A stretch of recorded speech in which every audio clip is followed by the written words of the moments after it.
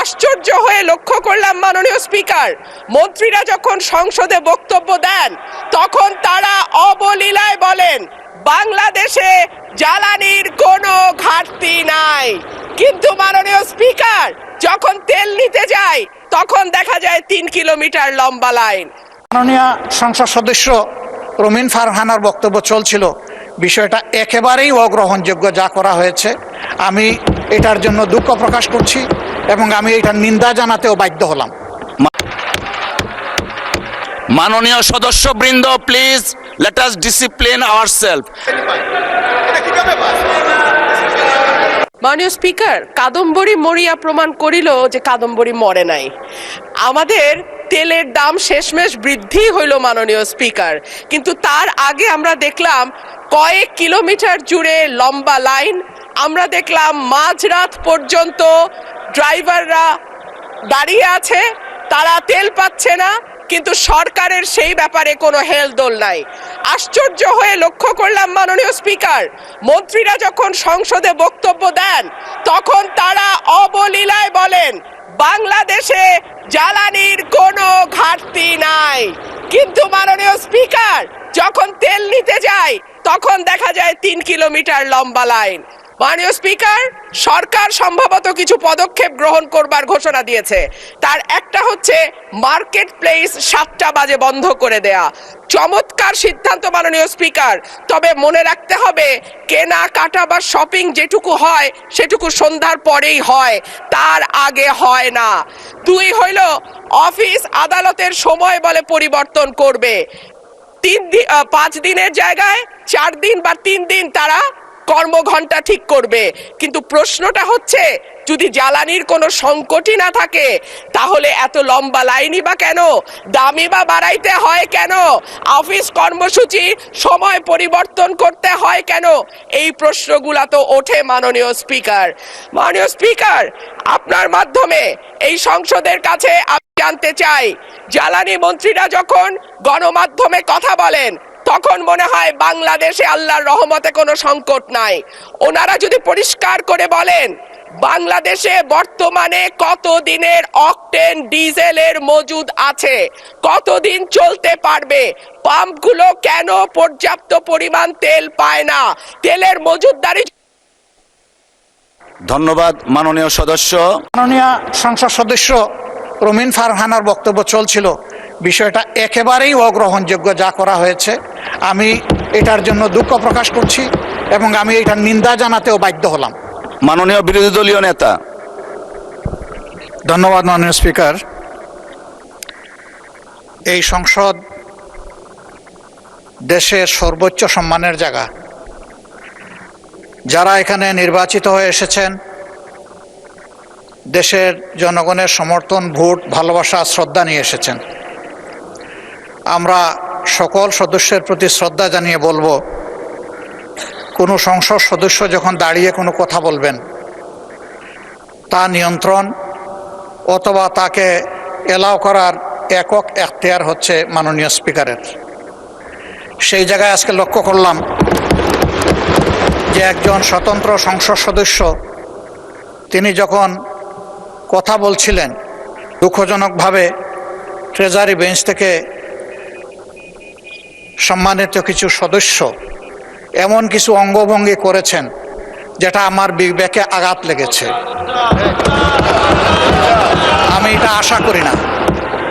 এমনকি আমি এও লক্ষ্য করলাম, 1 বার 2 বার নয়, 4 বার 5 বার নির্বাচিত হয়ে এই সংসদে যারা এসেছেন তাদের কেউ কেউ এই কাজটা করেছেন। আমি এখানে তাদের নাম বলে আমি নিজে লজ্জা পেতে চাই না। আমরা প্রথম দিনই অনুরোধ করেছিলাম ভালো কিছু সংস্কৃতির চর্চা হোক এখানে, এবং আমরা শিখতে চাই। আমরা জাতিকে নিজে শিখব, জাতিকেও আমাদের সাথে উদ্বুদ্ধ করব।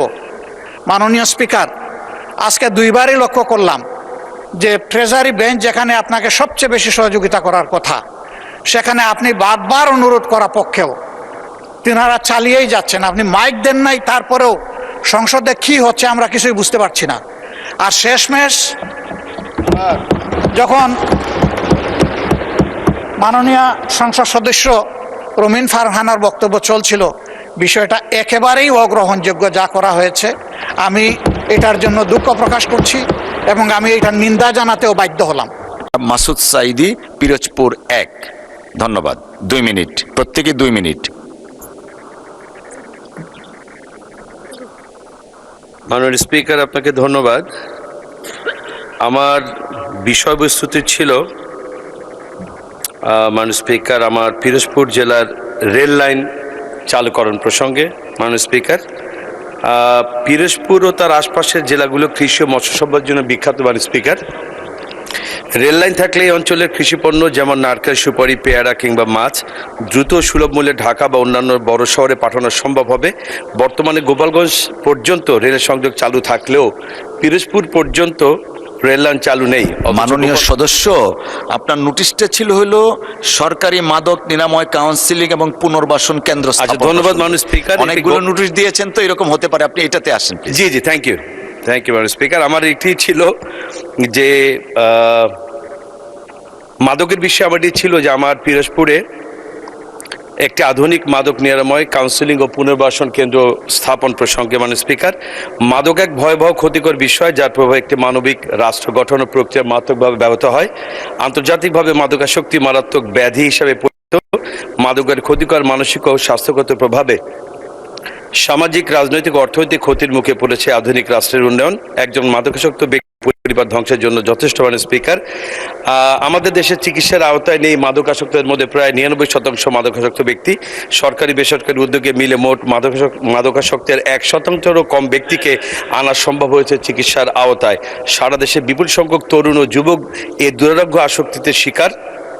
কিন্তু মাদকাসক্তির চিকিৎসা নিরাময়ের জন্য সরকারি প্রতিষ্ঠান আছে মাত্র 4টি। এছাড়া বেসরকারি নিরাময় কেন্দ্রের সংখ্যা প্রায় 355টি। মাদকাসক্তের সংখ্যা নিয়মিত বাড়ায় চিকিৎসার সুযোগ সুবিধা আরও জরুরি হয়ে পড়েছে। মাননীয় স্পিকার, এই জন্য আমাদের পিরোজপুরে একটি মাদক নিরাময় কাউন্সিলিং পুনর্বাসন কেন্দ্রের জন্য মাননীয় স্বরাষ্ট্রমন্ত্রী মহোদয় ব্যবস্থা। ধন্যবাদ মাননীয় সদস্য। কার্যপ্রণালী বিধির 71 বিধি অনুযায়ী মাননীয় পানি সম্পদ মন্ত্রীর দৃষ্টি আকর্ষণ করে তিস্তা মহাপরিকল্পনা বাস্তবায়নের জন্য আমি যে নোটিশটি উপস্থাপন করতে চাই। মাননীয় স্পিকার, তিস্তা নদী বাংলাদেশের উত্তরাঞ্চলের একটি গুরুত্বপূর্ণ নদী, যার উপর প্রায় 50 লক্ষাধিক মানুষের জীবন জীবিকা নির্ভরশীল। প্রতি বছর বর্ষায় বন্যা ও নদী ভাঙ্গন এবং শুষ্ক মৌসুমে পানির অভাবে এই অঞ্চলের মানুষ চরম দুর্ভোগে পড়ে। তিস্তা মহাপরিকল্পনা 2020 সালের দিকে গুরুত্ব পায় এবং এর সমন্বিত মাস্টার প্ল্যান প্রণয়নের উদ্যোগ নেওয়া হয়। বর্তমানে প্রকল্পটি পরিকল্পনা ও অনুমোদন প্রক্রিয়া রয়েছে এবং বাস্তবায়নের জন্য আন্তর্জাতিক সহযোগিতার বিষয়ে আলোচনা চলছে। এই পরিকল্পনা বাস্তবায়িত হলে বন্যা নিয়ন্ত্রণ, পানি সংরক্ষণ, সেচ সুবিধা বৃদ্ধি এবং আঞ্চলিক উন্নয়ন ত্বরান্বিত হবে।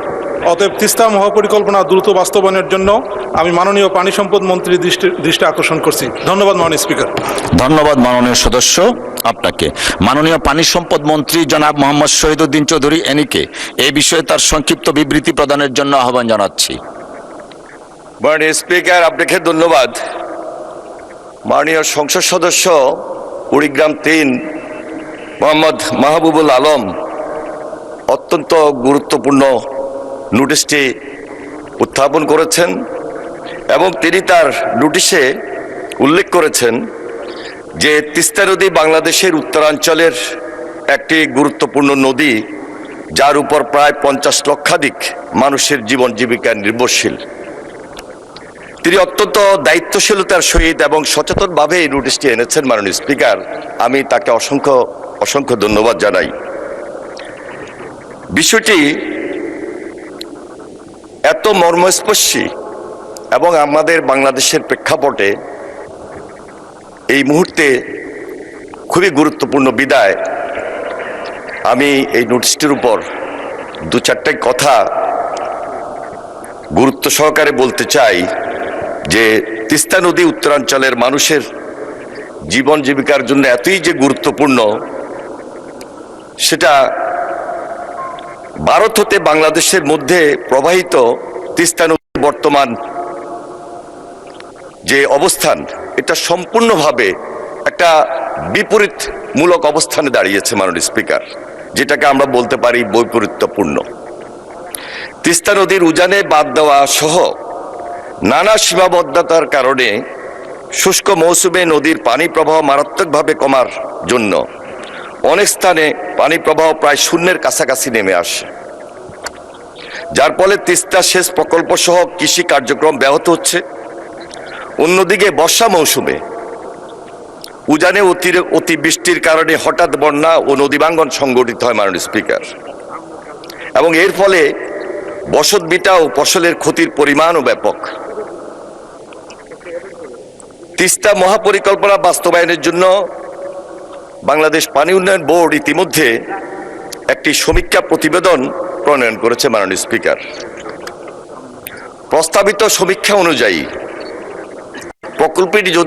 প্রকল্পটি যদি বাস্তবায়িত হয়, তাহলে তিস্তা পাড়ের মানুষের জীবন জীবিকার উন্নয়নের পাশাপাশি বন্যা নিয়ন্ত্রণ ব্যবস্থা শক্তিশালী হবে এবং নদীভাঙ্গন উল্লেখযোগ্যভাবে হ্রাস পাবে মাননীয় স্পিকার।